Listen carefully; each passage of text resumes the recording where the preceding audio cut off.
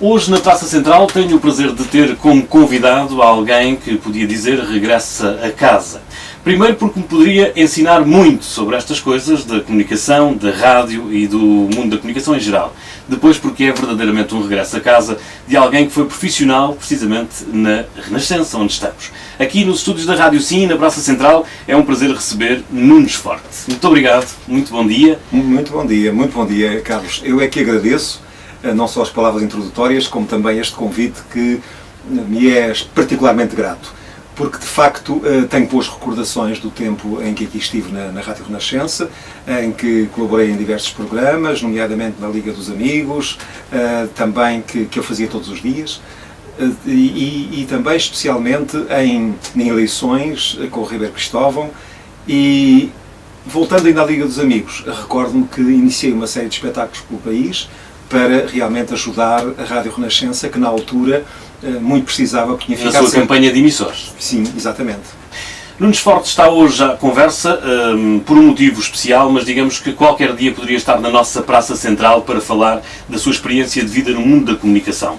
Rádio, televisão, teatro, espetáculo, a produção, a entreajuda muitas vezes entre artistas, colegas, de histórias que vamos ouvindo sempre a contar no meio, mas este é também um momento para falar de um espetáculo que assinala 50 anos de profissão e que se transforma num espetáculo solidário.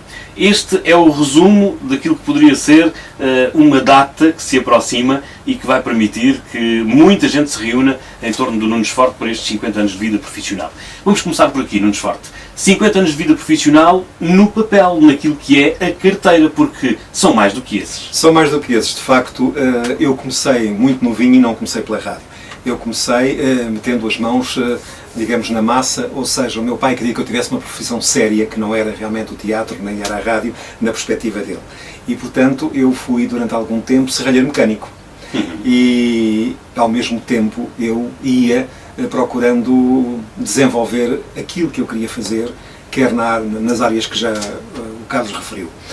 De facto, não era o meu desejo, mas implicou muito trabalho, porque estudava à noite, trabalhava durante o dia e entre o estudo e o trabalho ia ensaiar para o Teatro da Trindade, aos fins de semana tinha espetáculos e, portanto, a minha vida foi muito, muito intensa, logo a partir dos 15, 16 anos. Começou então esse gosto pelo palco, pelo teatro, mas pela comunicação em geral. Percebeu aí que esse era o mundo em que tinha que viver os seus dias? Eu não sei como é que cheguei a essa conclusão, mas a verdade é que eu nunca quis ser locutor.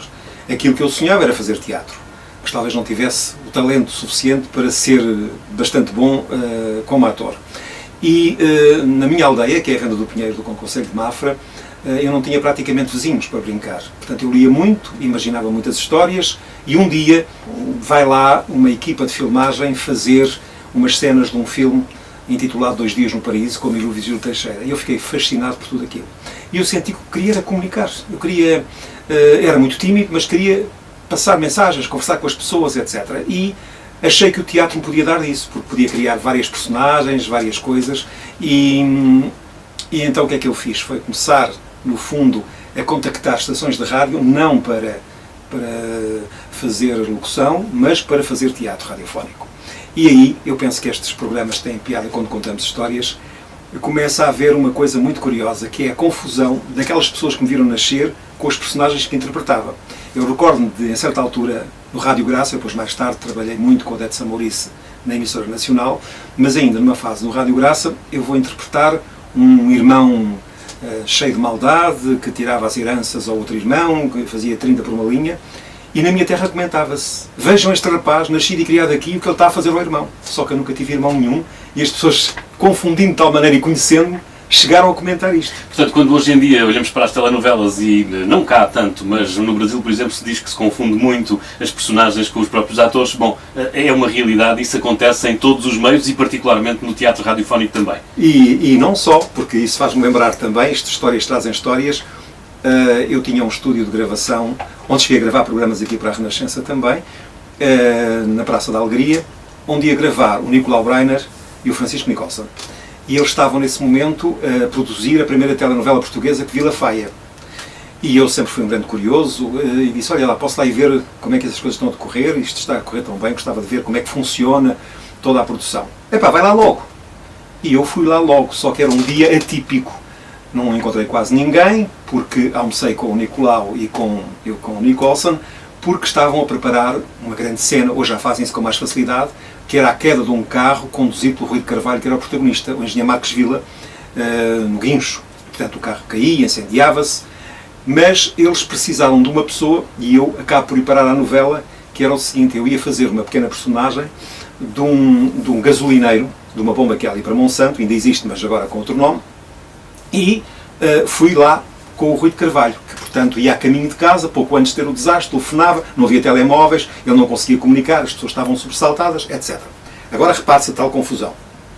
A novela estava com um impacto muito grande, o Rui de Carvalho chamava-se Marcos Vila, e eu era o tal gasolineiro que eles pretendiam que fosse pedagógico, muito educado, portanto eu pedi ao Rui de Carvalho para apagar o cinzeiro, o cigarro. Se fosse agora, se calhar, pedia-lhe para desligar o telemóvel, mas, portanto, as circunstâncias eram outras. E a equipa era mínima, ou seja, éramos 3 pessoas. Era o operador, um assistente e eu próprio. E, portanto, a câmara estava alocada no meio do jardim. O público não sabia que estava lá uma câmara. Esta história é contada pela segunda vez na rádio, porque na altura tive que ir à rádio comercial contá-la com o Rui de Carvalho, porque teve um impacto muito grande. O que é que se passava? Nós tivemos que gravar várias vezes, para desespero do Rui de Carvalho, que tinha que ir maquiar-se para a cena em que ele caía no automóvel e, portanto, que aparecia já com muitas feridas. O público, primeiro, interrompia-me, porque não havia as luzes, o aparato de televisão, etc. Queria, meta 5 litros, não sei o quê. E, portanto, eu não podia... Estavam constantemente a pedir-lhe para abastecer o depósito. E o Rui, pronto para entrar, não é? Faz favor, não se importa, mas o senhor não dá aqui para atender, portanto, geraram-se situações deste tipo. Mas outras mais complicadas. É quando entrou o Rui de Carvalho, a cena era constantemente interrompida pelo público que dizia: Marcos Vila, olha que está lá um tipo na tua empresa que está-te a tramar a vida e tal. Portanto, aquilo não fazia parte da ação e nós tínhamos que repetir sucessivamente. Isto mostra que, mesmo cá, a tal confusão também chegou também acontece. Não sei se ainda acontece neste momento, mas aconteceu.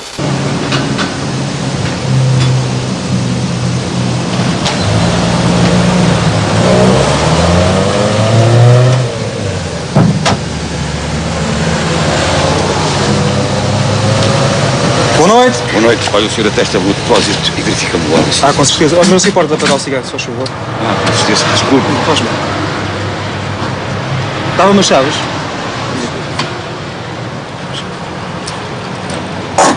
O senhor tem telefone aí? Sim, senhor. É ali em frente, Pode ligar.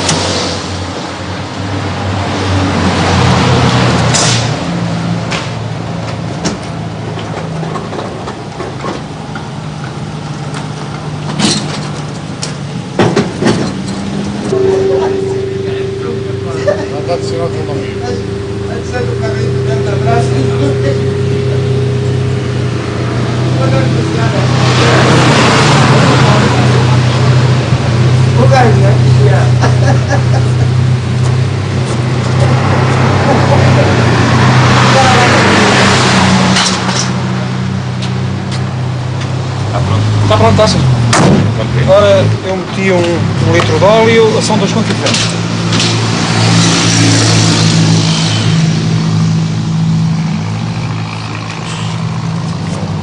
Está muito lindo. São chavinhas. Obrigado. Boa viagem. Obrigado.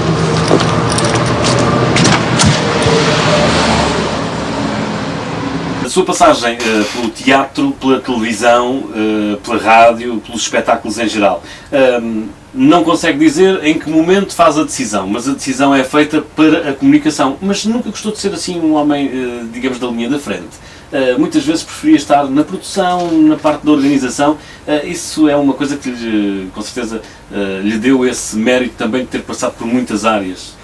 Sim, eu para já não tinha tempo, eu não andei realmente em grupos de amigos, nem fiz as noites de Lisboa, nem tinha tanto que fazer, porque quem ao mesmo tempo fazia rádio, televisão e outras coisas, como cinema, mas era para tudo para aprender, era a minha universidade, e portanto não tinha tempo para realmente me dispersar muito. E há quem hoje em dia ainda fique surpreendido quando começa a ver fotografias e coisas minhas, como é que eu fiz tanta coisa. Mas realmente foi utilizando muito o trabalho. E um trabalho muito intensivo. Eu posso lhe contar um exemplo que a televisão também surge para mim em 57, quando eu, pela primeira vez, venho passar uns tempos a Lisboa, ainda vivia na Vila do Pinheiro, minha terra natal, e vou para a casa de uma tia, de um tio, aliás, ele é que era meu tio, mas eu digo sempre a tia porque ela é que tratava mais de mim, que morava ao pé da Feira Popular. E eu vou à Feira Popular logo que chego e dizia, num panfleto, amanhã começa a televisão em Portugal. Eu não fazia a mínima ideia do que era, e a partir daí vi todas as emissões da da televisão na Feira Popular. Bom, e o arranque da televisão fascinou-me completamente, porque aquilo tinha um stand, onde hoje é o Museu de Arte Contemporânea da Gulbenkian, é mais ou menos nesse sítio, em que nós tínhamos uma área de recepção e depois subíamos para um praticável e víamos através de uns vídeos o que se passava no estúdio.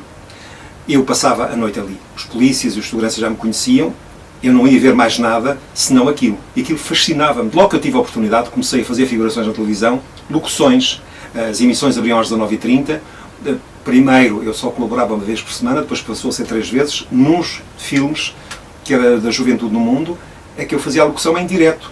E agora há aí um pormenor que tem a ver com o tal tempo. Eu, por exemplo, não me recordo, sinceramente, de me ter enganado no ar em direto. Não era porque eu fosse muito bom, é que eu fazia o meu trabalho de casa. Tanto que mais tarde esses programas foram feitos pelos grandes profissionais da RTP, quando também por razões económicas não tinham dinheiro para pagar cachês, e diziam, mas eles não fazem tão bem. Ora, se eu nas mesmas circunstâncias tivesse que fazer o trabalho, eu faria muito pior. Só que eu na véspera ia para a RTP ver os textos, ler, acertar, até eu achar que aquilo estava correto. Portanto, a minha vida foi sobretudo feita com muito trabalho e muito respeito pelo público. Eu queria dar sempre o melhor. Agora, se eu fosse de improviso, me desse um papel como davam aos outros colegas, toma lá e vai lá fazer a emissão, com certeza que seria pior que eles. E falando de música, falo de muitos amigos seus que felizmente vão estar para lhe dar um abraço e muito mais do que isso no dia 26 de outubro, nesta festa solidária na Santa Casa da Misericórdia da Venda do Pinheiro, uma festa que assinala estes 50 anos de vida profissional de Nunes Forte. De facto é um prazer ter um cartaz como este, com tantos artistas, ter tantos amigos para fazer esta comemoração, no fundo, correspondente também àquilo que o Nunes Forte tem feito pela vida toda, quando acontecem situações destas. É um prazer. É um prazer, e para além dos artistas, e muitos mais teriam a possibilidade e o desejo de entrar, só que já, enfim, o elenco é bastante grande. Também há aqui uma curiosidade. Eu, a primeira vez que participei a representar o Rádio Ribatejo numa grande festa foi nos 25 anos de um grande profissional chamado Marcos Vidal. Ele tinha 25 locutores. Eu não tenho tantos, mas tenho um locutor para cada artista e vai desde o António Sala, sei lá, ao Júlio Isidro, passando pela Maria Lourdes Carvalho, a Isabel Valmar e tantos outros, que vão estar presentes e que eu acho muito engraçado, porque é invulgar, muitos deles já não estão em atividade, juntar tanta gente da comunicação, não esquecendo, por exemplo, Aurélio Carlos Moreira, que neste momento está na Rádio Sim e, portanto, acaba por representar esta rádio na minha festa. E isso é uma grande alegria, porque eu criei um espaço lá na Santa Casa da Misericórdia, onde nós vamos estar todos, porque isto pode ser um bocadinho tétrico esta hora da manhã, mas a verdade é que muitas vezes nós, como profissionais, nos juntamos e dizemos, porque é em funerais, só nestas circunstâncias é que nos encontramos. E agora vamos nos encontrar numa festa. Não, não. Toma, é para ti. O que é para Natal? Posso abrir? Não, Miguel, só no dia de Natal. Mas olha, o importante não é o presente, é a intenção de quem o dá e a alegria de quem o recebe.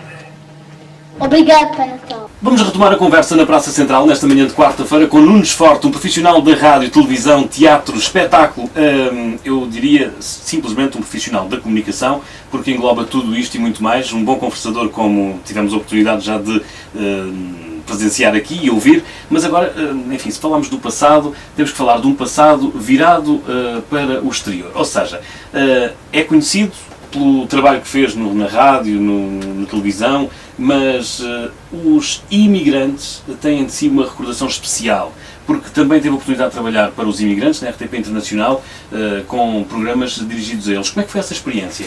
Foi fantástica, porque, não sei se o Carlos Coutinho sabe, mas durante muito tempo a RDP Internacional era a gaveta para onde iam as pessoas que não eram desejadas. Eu, como nunca estive ligado a nenhum partido político, não é que isso seja mau, mas é uma opção, porque antes de 25 de Abril eu não sabia o que era isso e depois entendi que, se me deram a liberdade, devia ter a liberdade também de escolher e votar em que eu queria. E às vezes na rádio, sobretudo na rádio oficial, é preciso fazer opções e eu nunca as fiz. E, portanto, a certa altura, o diretor, que tinha uma opção muito definida, entendeu que eu devia ir para a Rádio Internacional. Fui muito contrariado porque nunca tinha feito e não estava motivado, mas ao fim de 3 meses estava agarrado à Rádio Internacional e comecei a sentir que era de uma importância extraordinária. As pessoas telefonavam, de tal maneira que houve um dia um incidente que foi o diretor ir ao próprio estúdio zangar-se comigo porque eu estava a boicotar as emissões. Eu não percebi o que é que ele queria dizer, depois percebi que, quando ele disse que ninguém conseguia ligar para a Antena 1, ninguém conseguia ligar para lado nenhum porque os telefones estavam permanentemente impedidos. Obviamente eu desculpei-me dizendo não, eu estou a fazer o que os senhores mandaram, estou a utilizar apenas um número, se as pessoas ligam para outros lados, é lá com elas.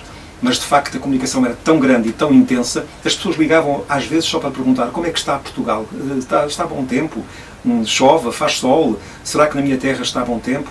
E portanto tudo isso foi de uma emoção muito grande, que se traduziu depois numa grande festa que fiz na Apulia, pouco antes de me ir embora da RDP, onde estiveram milhares de imigrantes, o que foi absolutamente fantástico. Também convivi com eles no estrangeiro. Estava a fazer esta nota porque muitos dos nossos ouvintes passaram precisamente pela imigração e sabem precisamente do que está a falar, com certeza, entre outros aspectos, dessa saudade associada à necessidade também de ter o retorno do nosso país. Carlos, sabe que no fundo os imigrantes que estão muito tempo no estrangeiro, hoje já não há verdadeiramente imigrantes, como se sabe. Por isso até o programa se chamava Portugal Sem Fronteiras, porque eu considerava que Portugal não tem fronteiras, nunca teve, mesmo quando se lançou para os descobrimentos, e depois os portugueses no estrangeiro também são seres humanos sem fronteiras e se dão-se com os outros. Mas têm um problema, é que de uma maneira geral não se sentem depois identificados com Portugal, que amam muito, nem com os locais onde estão. E nós ríamos e chorávamos em conjunto, porque na verdade os portugueses no estrangeiro são sempre das pessoas mais bem classificadas. Isto é verdade. Uma geração mais recente, por vezes, já não é tanto assim, mas todos os portugueses de gerações anteriores eram solicitados pelos seus patrões para trabalharem e para levarem amigos portugueses para trabalharem com eles. Uma vez na Suíça, por exemplo, eu ia no carro de um português e o carro ficou parado no meio da estrada a nevar. Ele disse: "Não nos for, vou tentar arranjar alguém para me levar", mas não é normal as pessoas pararem para ajudar. E realmente ele encontrou um carro que estava parado e era perigoso. Eu fiquei dentro do carro. Ele disse: "Assim que o carro parar, digamos o motor estar a trabalhar com falta de combustível, você se corra." E quando ele veio, eu já estava a correr, porque senão podia morrer dentro do carro gelado. E bastou que ele falasse português para o senhor, que era suíço, perceber que ela é portuguesa e disse: "Eu tenho muita gente portuguesa a trabalhar comigo, eu vou buscar o combustível." Foi com ele, deu a volta pela autoestrada para vir trazer o combustível. Portanto, isto mostra a imagem, o reconhecimento que tem no estrangeiro. E esse reconhecimento era também traduzido nessa forma de fazer a ligação então com um programa de rádio, que aliás, sendo a rádio este mistério também, à distância, melhor ainda esse lado da comunicação. Hoje já não acontecerá uma situação, porque creio que praticamente estão desativados os emissores de onda curta da RDP, mas na altura estavam os emissores todos ligados e agora trabalham mais, digamos, pela internet. Mas, portanto, será difícil que aconteça isto que eu vou contar. Por exemplo, um dia eu recebo no estúdio 2 portugueses que vieram de propósito de França. Eles eram linhadores e trabalhavam no alto de uma montanha. Não tinham contacto com mais ninguém. Penduravam o seu rádio de onda curta num pinheiro e eu era a companhia deles todos os dias.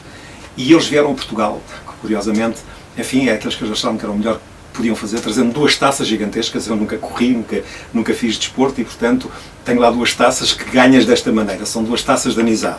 E depois chegaram, no final eu perguntei: "Então agora vão visitar as famílias?" "Não, a nossa família é você."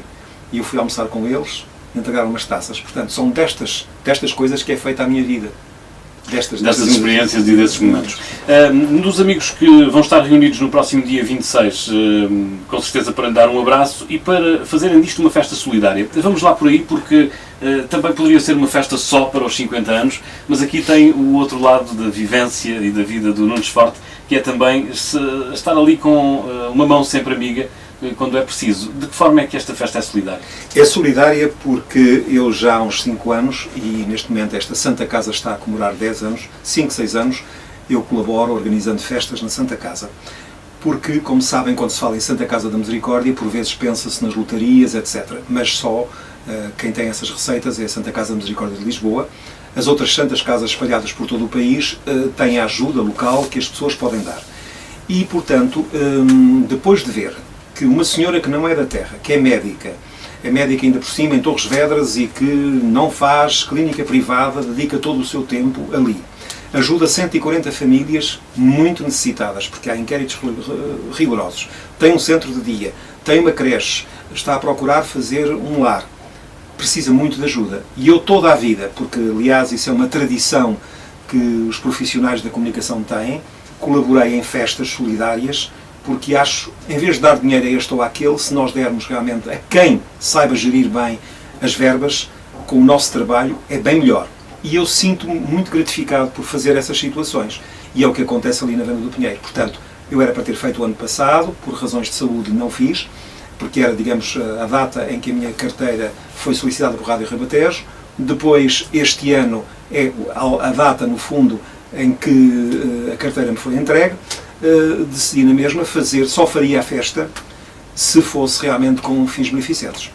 Portanto, uma festa solidária no dia 26, é para a semana, a festa solidária da Santa Casa da Misericórdia da Venda do Pinheiro, assinalando 50 anos de vida profissional.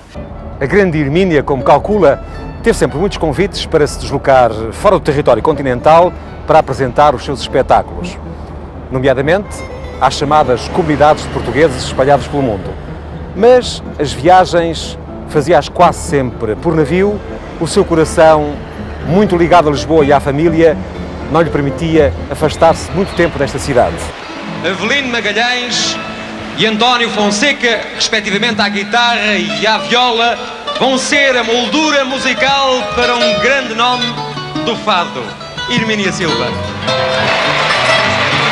Ai, ovelha tendinha, se o rocio é teu, tu és muito minha, eu sou muito teu. Tomamos a conversa com Nunes Forte nesta Praça Central de quarta-feira. Hoje o meu convidado a assinalar 50 anos de vida profissional, rádio, televisão, teatro, espetáculo. Afinal, o que diz a sua carteira profissional, Nunes Forte? Olha, a minha carteira profissional diz muita coisa. Diz locutor, realizador, coordenador, várias coisas, mas o que importa é aquilo que as pessoas acham que eu sou. A carteira é apenas um documento que agora já nem está em vigor, quer dizer, no fundo... Mas que serve para assinalar esta data. Exatamente. Juntando tudo isso nessa carteira profissional, temos o homem. Também, peço desculpa, também tenho a carteira de ator. De ator. Juntando tudo isso, ainda mais com esse ponto, temos o homem, Nunes Forte, que também entende que a comunicação tem de ser feita, podia dizer, mano a mano. Se olharmos para um acontecimento que marcou, parece-me que a vivência de uma localidade, mas mais do que isso, marcou quem gostava de Beatriz Costa. E estou a falar de um espetáculo, se é que podemos chamar assim, que marcou os 100 anos de Beatriz Costa. Vamos falar disso porque o Nunes Forte esteve na primeira iniciativa, no arranque dessa iniciativa, e para mim é o culminar de tudo isto, do ator, do produtor, do locutor, do realizador, tudo cabe neste espetáculo. É verdade, muito obrigado. Ou em espetáculos como este? Sim, eu fiz vários e até ainda há pouco tempo tinha um espetáculo também que já tinha uma certa inovação, porque eu logo a seguir ao 25 de Abril fiz espetáculos com cenários virtuais, então com projetores de slides, mas agora fiz um espetáculo com a Maria Mendes que teve muito sucesso, dedicado aos 100 anos de Hermínia Silva. E portanto foi muito importante.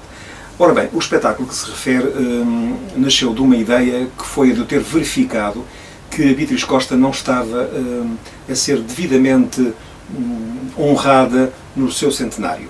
Havia uma exposição no Conselho com meia dúzia de fotografias. Fiz então com o apoio das escolas uma iniciativa que se chamava Flores para Beatriz, que foi uma romagem entre a casa onde ela nasceu e o local onde está sepultada, onde até participaram as galeras que entraram no filme da Aldeia da Roupa Branca, apareceram ali graças, no fundo, a esta comunicação que existe através da internet, e pessoas souberam e sabiam onde é que estavam e foram buscá-las. Mas depois pensei que era importante encontrar uma ideia que ajudasse a reativar as festas populares, nomeadamente na terra dela, que é uma terra pequenina que ela amava, ela dizia que todos são primos e primas.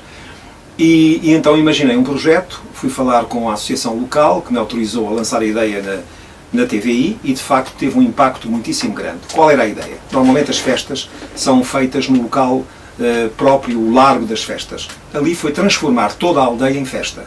Portanto, as pessoas abriram as suas garagens, os seus pátios, e ali serviam e recebiam as pessoas. Por outro lado, as pessoas tinham que caminhar, e demorava cerca de 2 horas, pela aldeia, encontrando motivos de animação, e não o palco principal, como sempre se diz. E esses motivos de animação foram recriados com base no filme Aldeia da Roupa Branca, em que, portanto, havia um namorado da Beatriz, era o Chico, e, portanto, quando chegava à aldeia, toda a gente dizia: chegou o Chico, e qualquer visitante era interpelado, dizendo: chegou o Chico, e tal, e as pessoas ficavam surpreendidas: e afinal isto é do filme, e tal.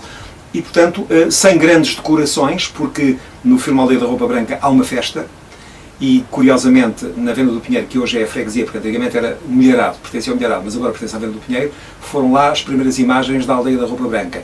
A Beatriz esteve presente, não entrou nessas imagens, porque foram lá para ver como é que era uma festa saloia para a recriar no filme.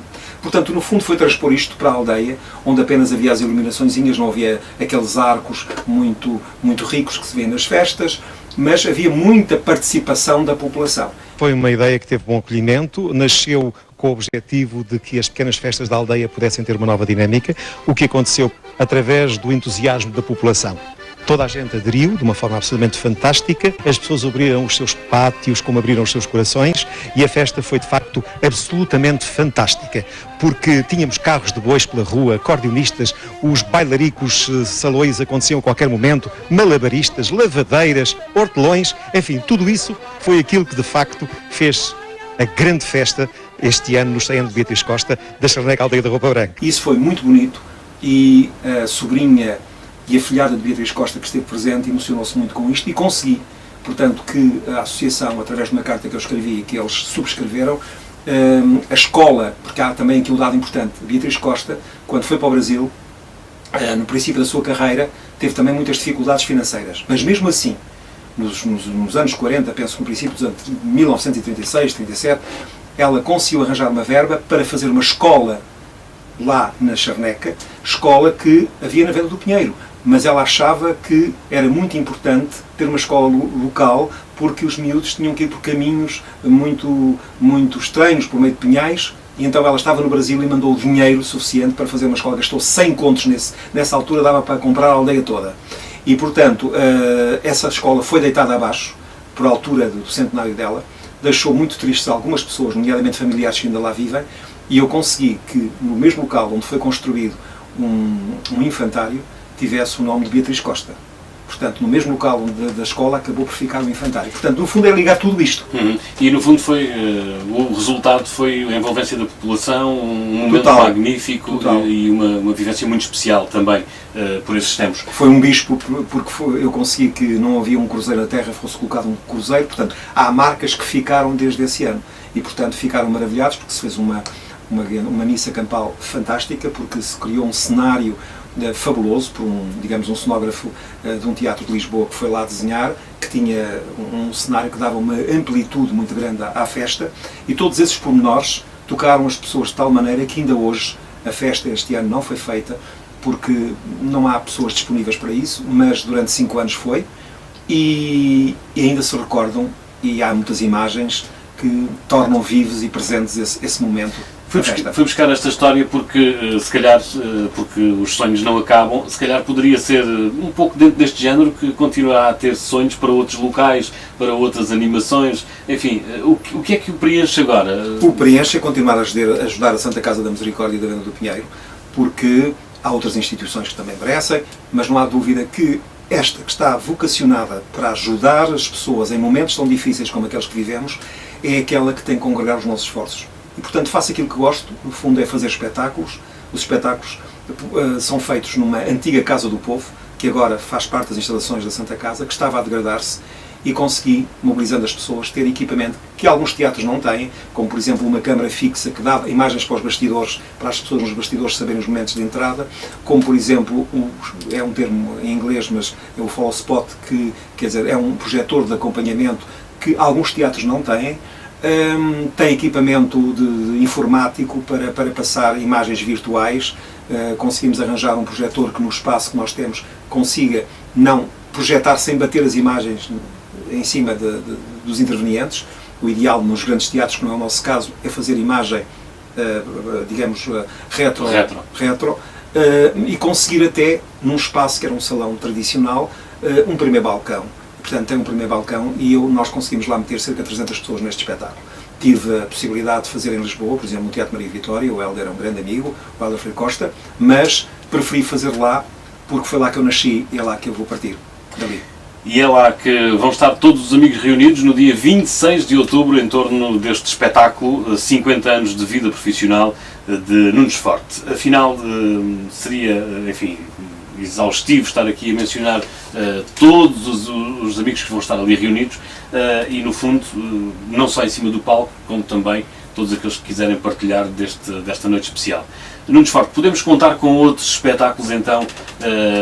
Sim, haverá outros espetáculos, se eu tiver saúde para isso, porque, de facto, essa é a base também de rentabilização do espaço e que resulta financeiramente para a Santa Casa. Portanto, os artistas são muito solidários, tem lá aí dos maiores artistas que estão em atividade, desde Dânita Guerreiro a tantos outros que têm estado lá presentes e que nunca dizem não quando eu lhes peço, embora estejamos a 20 km de Lisboa, há sempre uma despesa de deslocação, mas no fundo as pessoas vão sem pedir nada em troca. E realmente temos artistas absolutamente fantásticos. Repare que até neste espetáculo, porque não vai certamente passar esse artista, eu queria salientar a presença, por exemplo, de Carmen Dolores, que é uma pessoa que ama a rádio de uma forma especial, ela que foi grande no teatro, ela que foi grande no cinema, tem também, porque eu fui, digamos, no aspecto de televisão, eu fiz muitas biografias, e fiz uma biografia da Carmen Dolores que ela não esquece e que em todo lado refere, e quando soube que havia a festa fez questão de estar presente. Tivemos a oportunidade de conversar com ela também aqui na nossa praça a esse propósito. Então, vamos lá. Artur Garcia, Carmen Dolores, Chico Dias, Didi Animações, Eugénia Lima, Frei Vicente, Isabel da Mata, Lenita Gentil, também Luís Negambi, Manuela Bravo, Maria José Valério, Ada de Castro, Maria Mendes, Otávio Matos, Paula Ribas, Tristão da Silva Júnior. E o grupo de danças e cantares de Santo Estevão das Galés colaborou também naquela festa que falámos há bocado, e se me permite só para dizer isto, é que a festa eu tenho tido sempre uma possibilidade, e fui conhecido por isso, quer no Coliseu,